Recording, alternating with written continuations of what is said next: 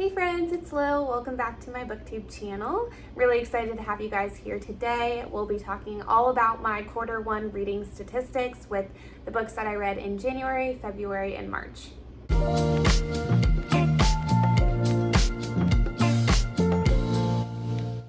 When I first started booktube, my intention was to do monthly wrap-up videos, but that just has not happened. 2024 has been a whirlwind thus far.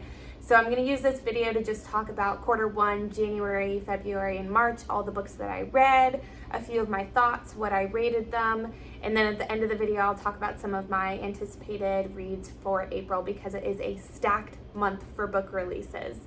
So we'll go ahead and jump right on into it in January, and I'm going to be looking down a little bit. I have my digital reading journal that I use to kind of track all my books and what I rate them, and then my little wrap up as well for each month. So if you are interested in a copy of this reading journal, it is available on my Etsy store for $5. It's really easy to use. I did add hyperlinks. There's even review pages if you want to write your reviews in the journal as well, but I really just use it for the monthly trackers, the wrap-ups, and then I designed a cute little bookshelf that you can update as well. Starting with January, my first read of the year, and it is still definitely my favorite read of 2024 so far, is Promise Me This by Hannah Bird. Cutie little second chance romance that really pulls on your heartstrings. It's very emotional. I absolutely fell in love with Leona and Callum, and it's just a really cute romance that's emotional. So much depth in these characters, and I had a really great time reading it. So 5 stars from me, and my favorite book of 2024 so far. The second book I read in January was Check and Mate by Ali Hazelwood. Now, I'm not usually an Ali Hazelwood girly, so I really only picked up this book because it was a buddy read with some friends, but it was her debut YA romance book, and I really enjoyed it. I ended up ranking it 4 stars, and I loved the chess aspects of the romance book. It was really giving me the vibes of Queen's Gambit on Netflix, so I kind of want to rewatch that show now that I've read this chess book, but I really had a great time reading about the characters, watching their love story kind of evolve, and it did feel realistic. But it was just a really cute overall read. No really big qualms with it, just wasn't a super standout for me, so 4 stars. The third book I read in January was Powerless by Lauren Roberts. This was a super fun read. It really reminded me a lot of The Hunger Games, Divergent, kind of a little bit of like Fourth Wing too, high stakes, obviously romance, so it is romantic-y, kind of dystopian in a way too. It was a really fun read. I really enjoyed the characters, and I'm excited to see where the series goes from here. My fourth book in January was Adelaide by Genevieve Wheeler.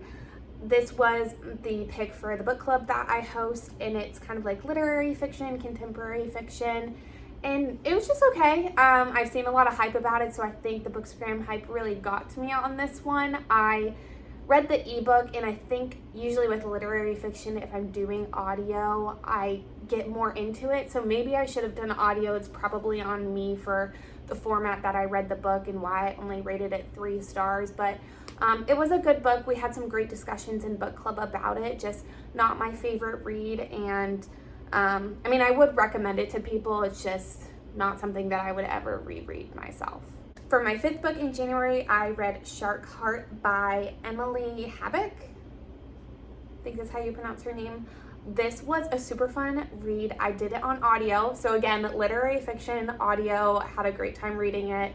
The main character is slowly, progressively turning into a great white shark, which I read the synopsis like a year ago when it came out on Book of the Month, and I was like, not for me, but I've seen a lot of hype for it. I had a lot of friends recommend it to me, so I decided to give it a go, and I'm really glad I did. It was a really great audiobook. I'd recommend doing it that way when you read it.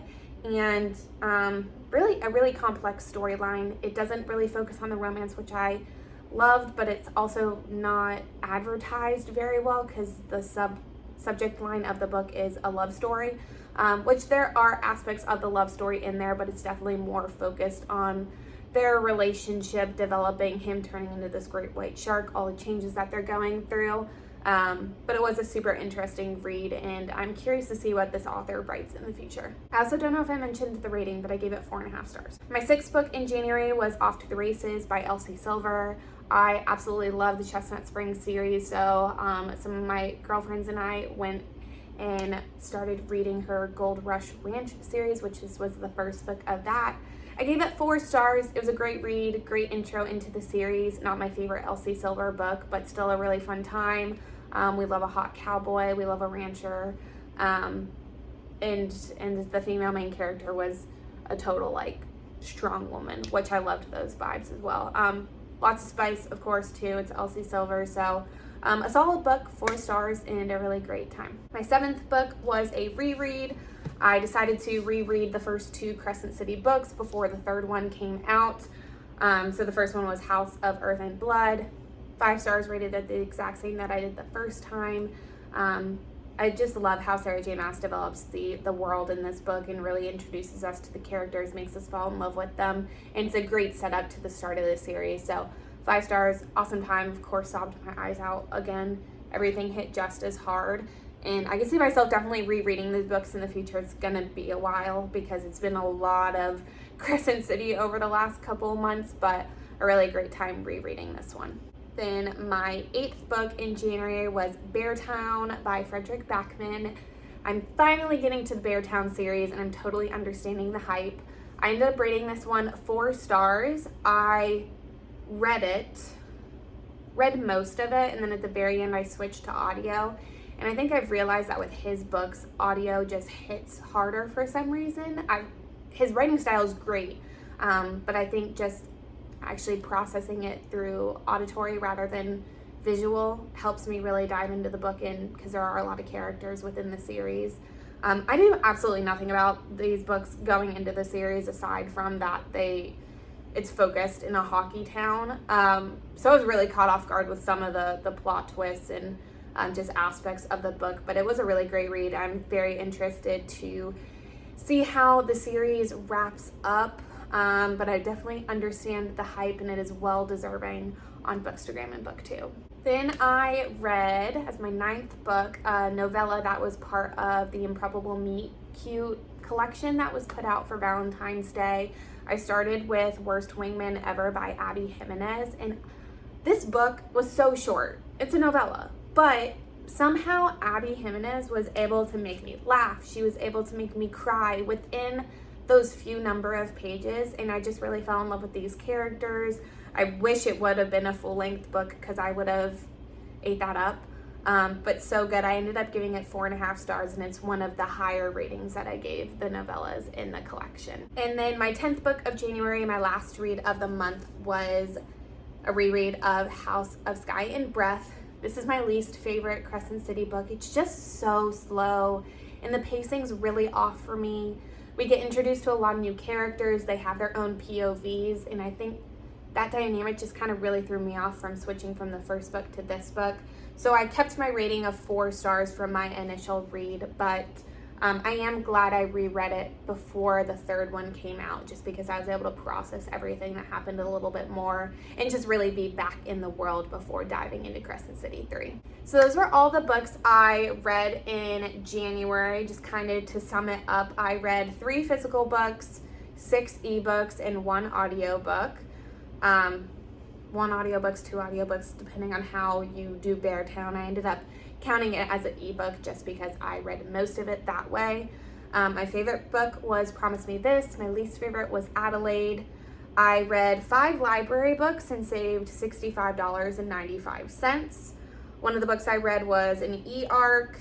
My total number of pages read was 4,427, and my average star rating for the month was 4.2. So January really kicked us off strong for the year. I had a lot of great reads. I had a great time. I told myself I was going to read slower this year, and I read 10 books in the first month. So set your expectations for February, because it just went up more, which is weird. But yeah, January was a great month, and then leading into February, we had some good reads too. All right, so for my February reads, I read 14 books. Now hear me out. 5 of those were novellas. So it's really not that bad. All the novellas combined are kind of like one book. So in reality, I read like 9 books, right? In reality, I read like 10 books, which is fine. Like, I love that. My first read of February was The Exception to the Rule by Christina Lauren, another of the novellas from that little Valentine's Day release collection. 5 stars. Whatever they write, I'm gonna love. Super short, and a lot of it, most of the book were like emails. So read really quickly. It was the longer of the novellas, but it was a really fast read. I think I read it in one sitting, like I did for most of them. But it was a really great read, 5 stars. And that's that one and Abby Jimenez. If you're gonna read any of the novellas from the collection, I definitely recommend those two. The second book I read was With Any Luck by Ashley Poston, another one of the novellas. I ended up giving it 4 stars. I love the way she's able to include magical realism into all of her books and novellas. I thought it was done really well. I'm not usually a big magical realism person, but the way she does it, it just, chef's kiss, is perfect. Again, probably rated it lower because I wanted it to be longer. I wanted to really connect to the characters a little bit more, but overall, a really great read too. My third book of February was this big boy, House of Flame and Shadow. 5 stars. My favorite of the Crescent City books and probably my third favorite SJM book of all time. We might come back to that ranking once I reread ACOTAR and Throne of Glass, but I'm sticking with number 3 for right now. I'm not going to talk too much about this book. It's just, if you haven't read Crescent City, all 3 books, or if you haven't read this one, go read it. There's a lot of mixed reviews going around. I have some friends who really didn't like it. There's just something, I think just being back in this world, being back with certain characters, I just had a really great time reading it. Maybe it's not the best work that SJM's put out, but a lot of the time I'm ranking a book based off the vibes and how I felt while reading it, and I had a really great time, so 5 stars for me. And if you've read all SJM books and you want to watch my reactions to reading this one, I do have a YouTube video up for that. My fourth book of February was Icebound by Meredith Trapp. This was an arc.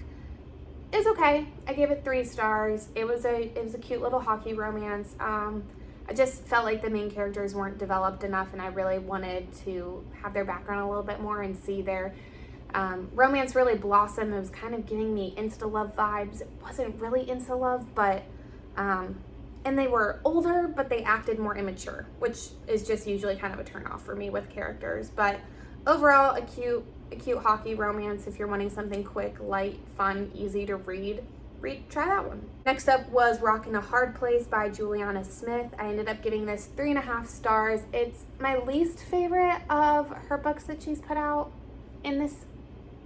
It's an interconnected standalone series. Is second chance romance, kind of giving Parent Trap vibes with their kids. But I did have a really fun time reading it, and I did get to buddy read it with one of my good friends on Bookstagram. So, might not be a book that I reread again, but I would recommend it to people. Then next up we had Forget Me Not by Julie Soto. Katie at I Would Rather Be Reading on YouTube and Bookstagram recommended me this book, and most of the time when Katie loves a book, I'm gonna love a book. So I also love this book. I gave it 4.5 stars. There was just something, and I can't pinpoint it, that was missing to get me to that 5-star ranking. But it was a great read. I had a lot of fun. Definitely more of a unique plot line and character background going on. And the way that it was written was different than I'm usually used to reading with romance books. But overall, a fun time, and I would probably reread this book again. And I did just download an arc of this author's next book, which I'm really looking forward to reading too. All right, the next 3 I'm gonna go through really quick. They were the last 3 novellas of the collection that was put out. We have Rosie and the Dreamboat by Sally Thorne, Drop, Cover, and Hold On by Jasmine Gilroy, and then Royal Valentine by Soraya Wilson. I gave all 3 of them 2 stars. They just didn't stand out to me. I wasn't invested. Sometimes with novellas, if they're too short, it's just like, I need more. to really understand the characters and to really understand their background and have a sense of connection between the two for a romance book.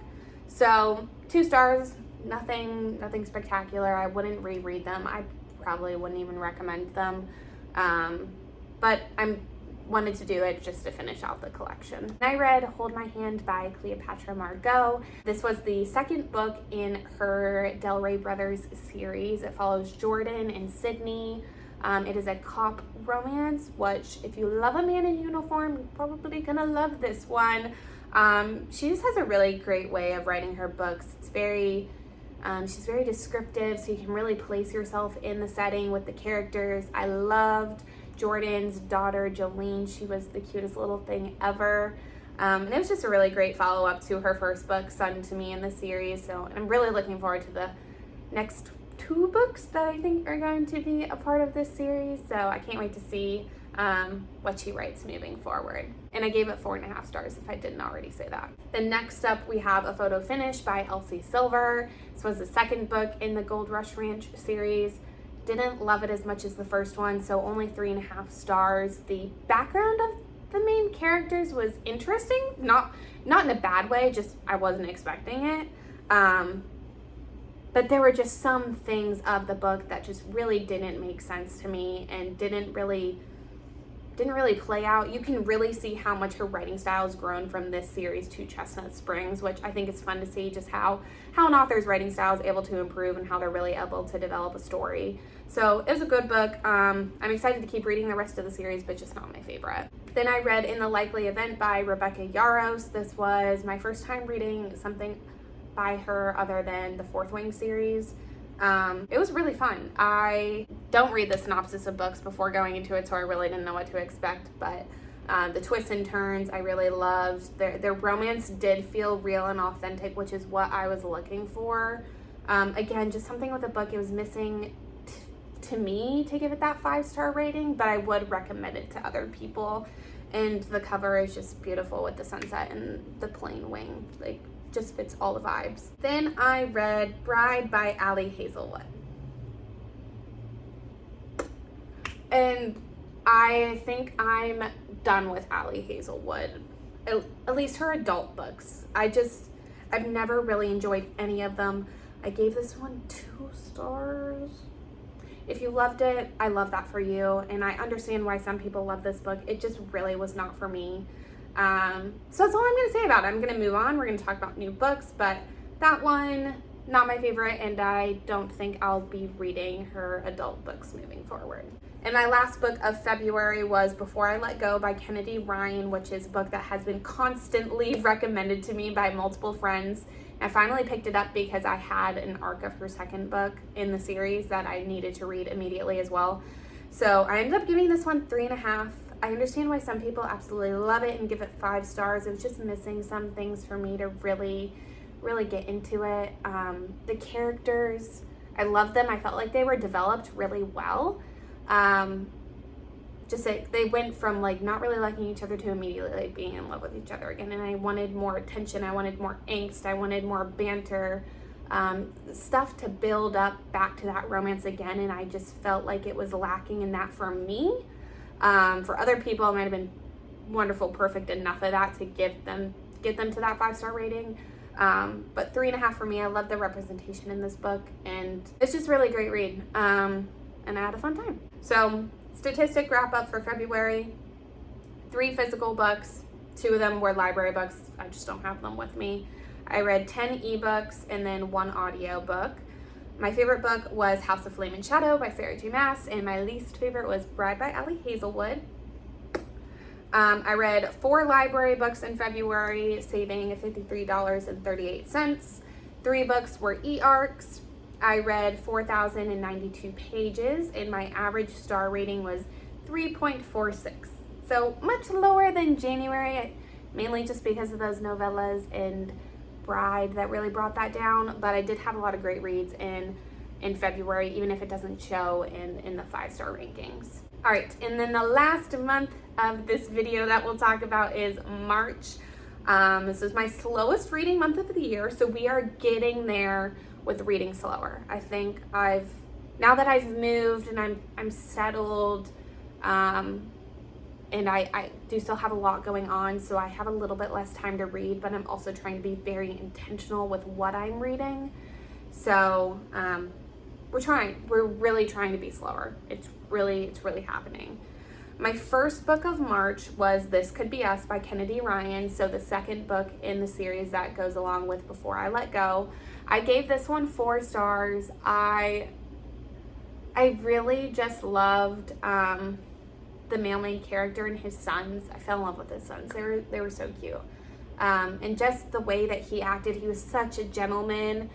And I really just loved the relationship that developed between the 2 main characters, and kind of the background and the plot twists and everything that was going on behind the scenes. But it was a really great follow-up to the first book, and it made me even more excited for the 3rd book in the series. Then I read The Ballad of Songbirds and Snakes by Suzanne Collins, which was the prequel to the Hunger Games trilogy.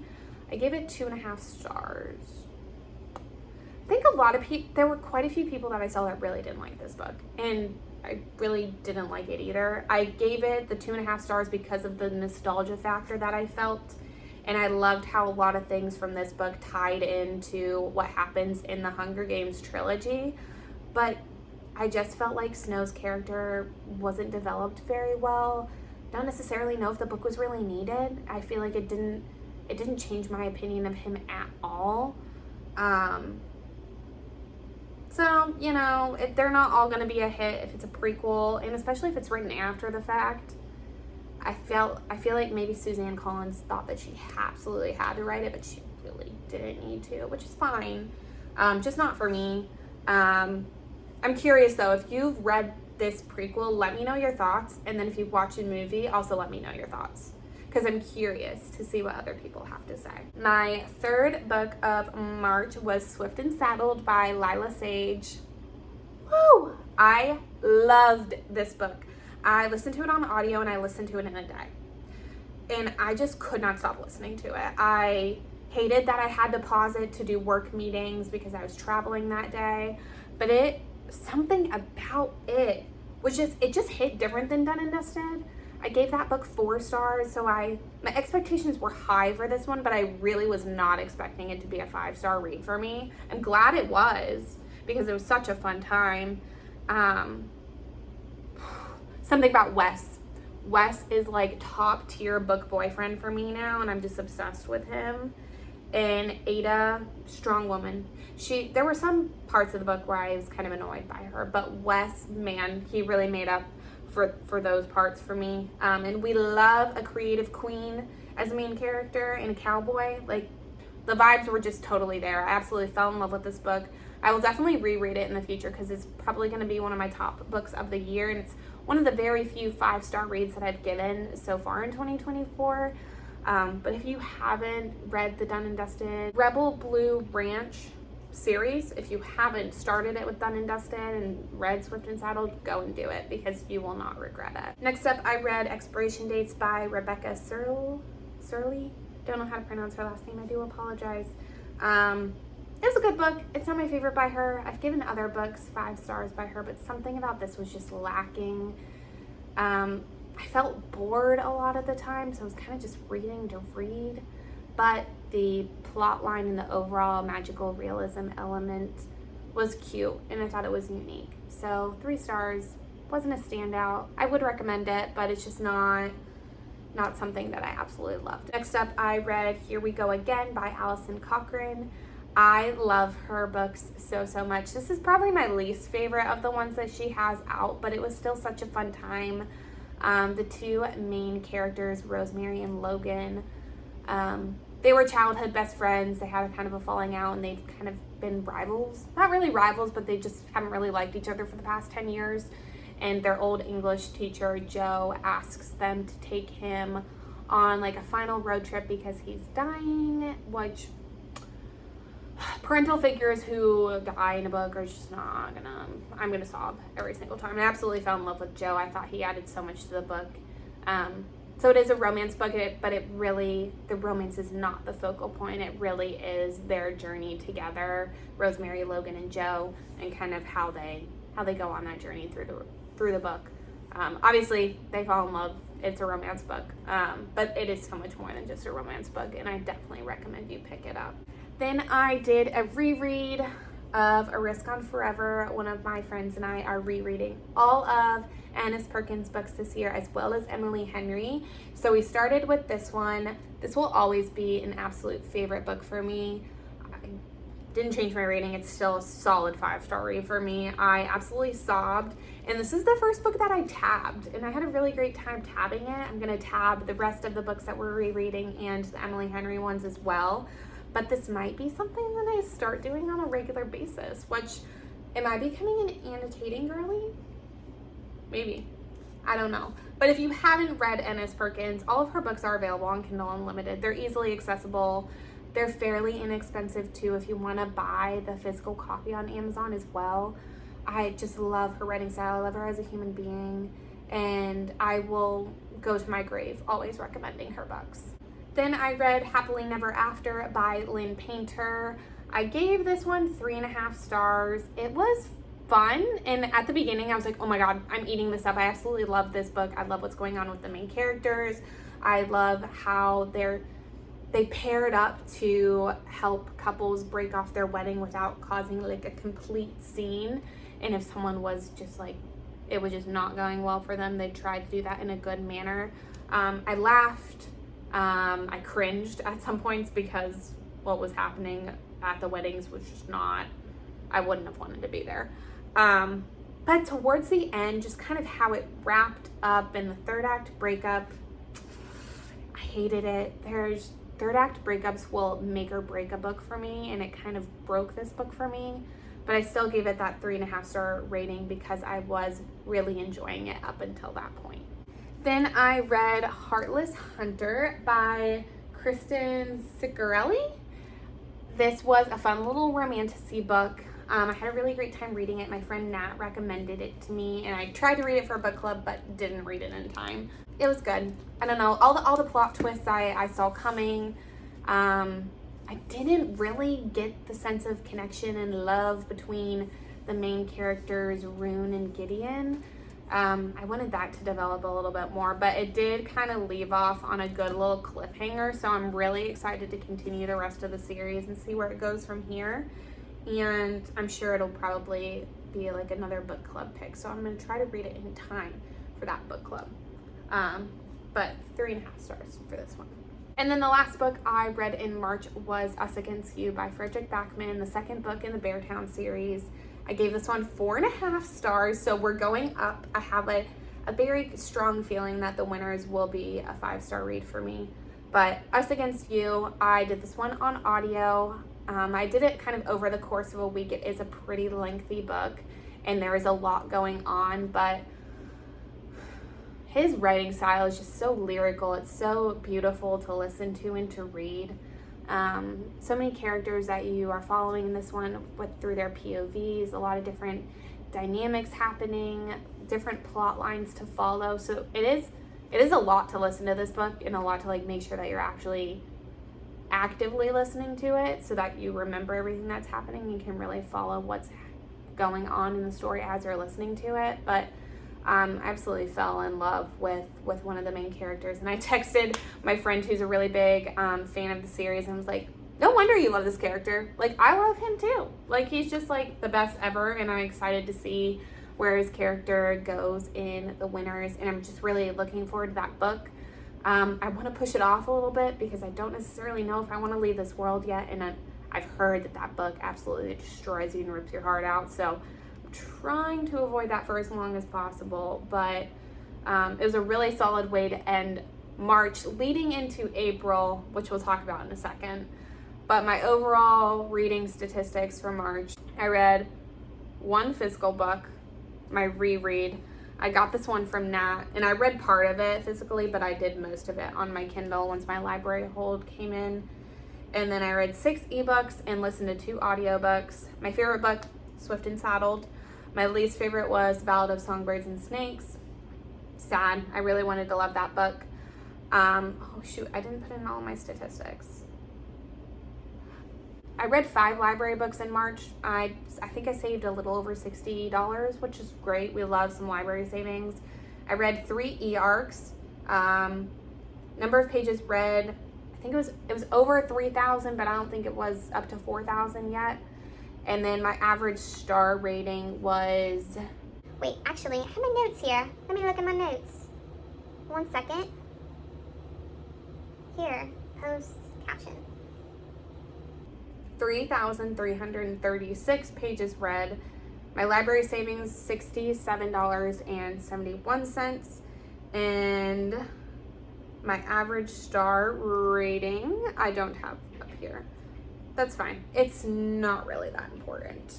But I did have I had a few good solid reads in March out of the 9 that I read. So great month. And then getting into April. April is stacked, absolutely stacked with romance releases. Like, how blessed are we to be in a time when we have Abby Jimenez, Emily Henry, Elsie Silver, Sarah Adams, Maisie Eddings, all putting out books in the month of April. Like, that is just, April's amazing. My ones I'm really looking forward to are Late Bloomer by Maisie Eddings, which I've started. I'm currently reading it, loving it so far. I will love everything that she writes, so I'm not even surprised. Obviously, Funny Story by Emily Henry. I'm planning to start that one soon with a friend and buddy read it so that I don't devour it in a day and a half. I want to actually take my time and really let it all sink in. Let it all sink in for Emily Henry. Obviously, Wild Love by Elsie Silver. I'm planning to buddy read that with some friends. Just for the Summer by Abby Jimenez. I've been seeing so many good reviews for that book, so it has me really excited for it. And then The Rule Book by Sarah Adams, which is the follow-up to The Cheat Sheet. And I think it has spice in it, which is going to be like a first for her, which is kind of crazy. But I'm really looking forward to those 5 releases in April and reading them, which is probably going to be the most amount of books that I've read in a month that they all actually came out that month. I usually push books off a little bit more, but now I'm just like, give me all the new fresh releases. Let me read them all. So I'm so looking forward to April, and it is just going to be a great month overall. I have a lot of fun things going on in my personal life too, and we're getting into summertime, so we're looking forward to that. Reading by the pool, reading at the beach, just reading outside. I'm so excited to get back outside again with the warmer weather, although it's been warm in Florida, but with the sunshine in too. I can't stand the dreary days. It just makes me want to curl up and take a nap. But that is all I have for you guys today with this wrap up. I know it was kind of lengthy and I probably rambled and I probably didn't make a lot of sense talking about some of these books. So if you have questions for me or if you want more in-depth thoughts about certain books, let me know in the comments below. Let me know what your favorite read of the year so far is now that we're already 3 months in. It's crazy. I can't believe it's already April. This year is just, I know it's just gonna fly by, and so many plans that I'm looking forward to are just gonna come up, they're gonna happen, and they're just gonna go. And then I'm just gonna have to make more plans, which is totally good. But yeah, that is all I have for you guys today. I look forward to seeing you in my next video, and I hope you have a wonderful April. Bye!